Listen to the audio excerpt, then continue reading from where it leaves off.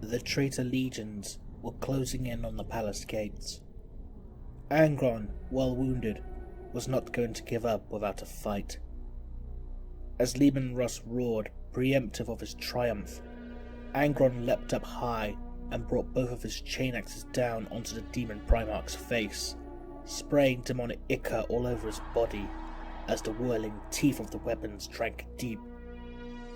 The demon Primarch's body began to become unstable, as if his grip on the material realm was weakening.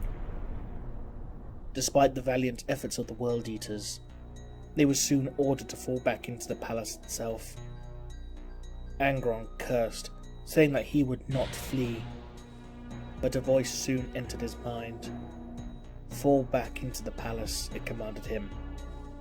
A voice of sheer authority echoed throughout his mind, drowning out the butcher's nails themselves. Fall back.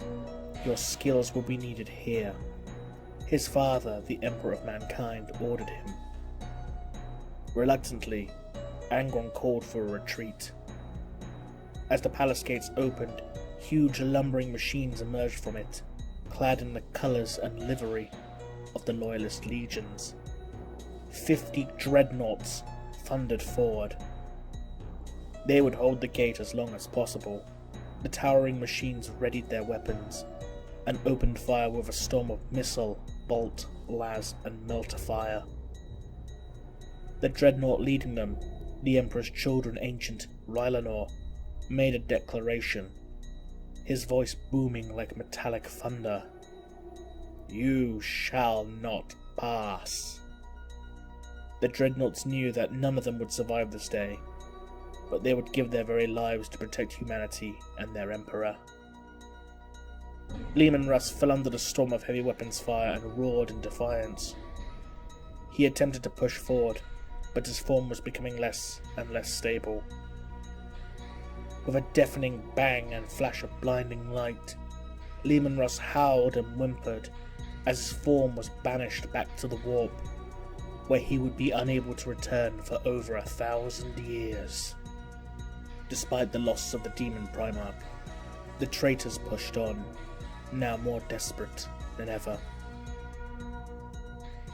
Far from the Imperial Palace, near the population centres of the civilians and members of the Administratum, the Blood Angels, led by their Primarch Sanguinius, descended, intent on capturing slaves and raw materials to concoct more of their own special narcotics. The Angel himself strode amongst his men as they maimed and captured those who could not or would not fight. To hell with Rogel Dawn's plans. Right now, the Blood Angels needed more stimulation on their endless quest for pleasure.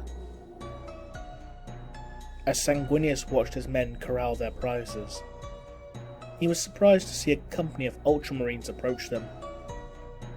Sanguinius smiled, brushing the long flowing hair away from his face. He asked if Rabute Gilliman had sent them to escort him back to the siege of the Imperial Palace.